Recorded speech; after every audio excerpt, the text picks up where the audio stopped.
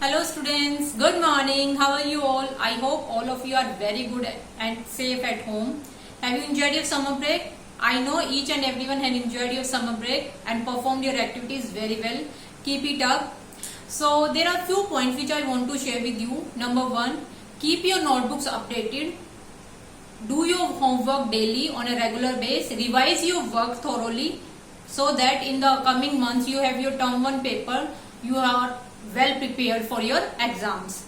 And next is, I want to thank each and every one of your parents, your elder ones, whosoever who are helping us, who are motivating us, who are supporting us in this crucial time. So thank you so much each and everyone from the bottom of our heart. Thank you so much.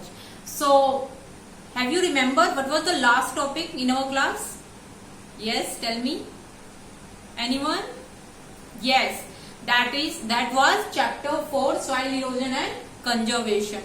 I know most of the students had forgot that, but don't worry, we will do it again. And we are going today to learn some earlier topic, that was soil. What are the types of soil, why soil is important, and formation of soil. So let's start. First, chapter 4, soil erosion and conservation. Now what is soil? Soil is a natural resource found on the uppermost layer of earth crust. It is a mixture of 4 main ingredients. And what are these? These are weathered rocks in the form of sand, silt and clay, organic matter in the form of dead plants and animals, air and water. What are these? Weathered rocks means breakdown of rocks, big rocks into smaller pieces, and these are in the form of sand, silt and clay. What is sand? Sand in Hindi it is called retili mitti. So these are very large sized soil particles.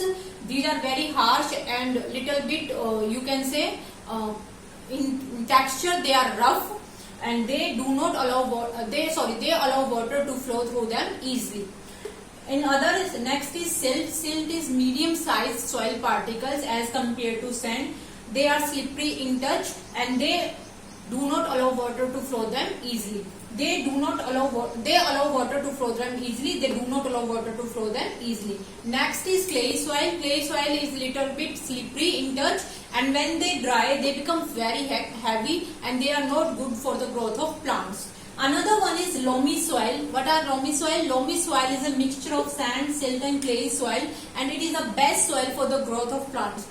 If somehow the question arises which type of soil is best for the growth of plants, then the answer will be loamy soil. ठीक है बच्चे? Next is organic matter. Organic means the matter that is made from the natural resources like dead plants, rotted leaves, fallen leaves, animals, and decomposed by the action of bacteria. Then this is known as organic matter, and they mix in the soil. Next is air. Have you seen the earthworm during rainy season? वो rainy season में बाहर आ जाते हैं. क्यों आ जाते हैं? Because they are unable to breathe. Why? Because due to the lack of oxygen. Why? Because soil particles or soil spaces are filled with water and there is no oxygen in the soil particles, and the earthworm have to breathe, so they come out from their holes during rainy season. ठीक है? Next is water. As you know, water is very much important for the soil because it provides nutrients for the soil, and these nutrients automatically connect to the plants, give to the plants for making the food. So all these factors are interrelated to one another.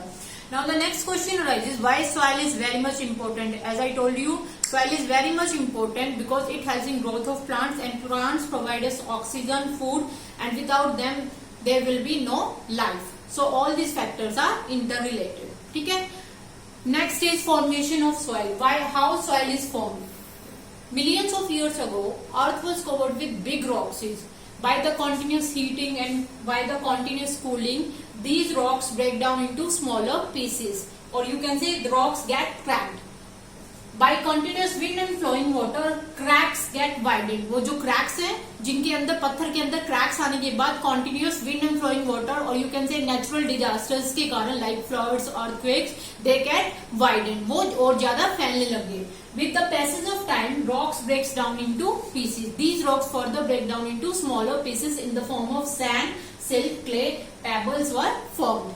Along with later plants will grow near land, and plants will grow on land and they remains mixed with soil, like rotted leaves, fallen leaves, they remains mixed with soil, and this is how soil is formed, because soil is already made up of these components as I told you. So this is how soil is formed, or this is known as the formation of soil or weathering of rocks. This whole process is known as weathering of rocks.